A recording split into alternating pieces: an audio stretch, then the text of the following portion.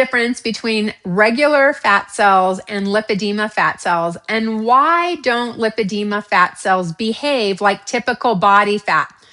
This is where so many women get stuck because regular adiposity or regular fat cells expand through a process called hyperplasia, meaning that your body is creating more fat cells. They're pretty uniform in shape and size, and they have pretty good mitochondrial signaling and enzymes, and all of the metabolic stuff is probably working okay. In lipedema tissue, we know that the tissue expands differently through a process called hypertrophy. This is where the lipedema fat cells that we already have are getting larger and bigger and more rigid. So if you think about you have a house and you have that original house, and then you start just adding on a garage here, another room here, a second story here, everything is getting further from the original structure, that original house. That's exactly what happens with lipedema fat. We have the original fat cell, and now we're adding on all these additions. So as you can imagine, the metabolic signaling isn't as strong because you've got all these kind of wonky additions happening. That's hypertrophy.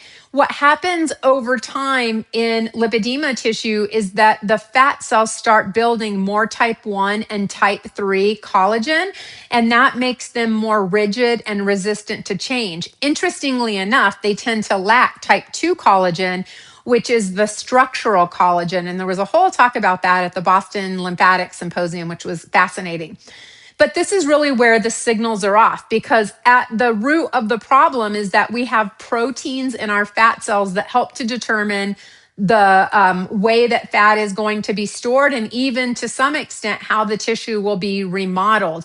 And this signaling can be, the protein signaling can be off when we have hormonal changes or imbalances. It's not necessarily that somebody is high estrogen. It could be that they're actually high progesterone. It's the imbalance that creates the issue. So we know that at different points in life, women can be more estrogen dominant, or like post-menopause, more not estrogen dominant. In fact, we're not necessarily in balance with hormones at all.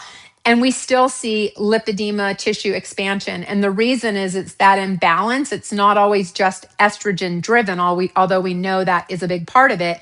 It's a hormone imbalance that causes changes in the tissue and the way that it expands. So if you feel like you're doing everything right and you're not seeing any of the results, know that it's not just about eating less and moving more, as I'm sure many of you have been told, like I was for years.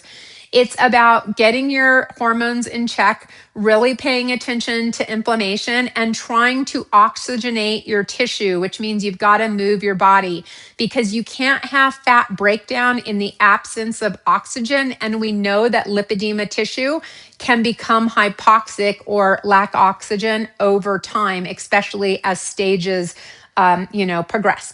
So hopefully you find that helpful. I'm going to put more information. Oh my goodness. More information in the caption if you want to read a little bit more. And I will see you next time. Bye-bye.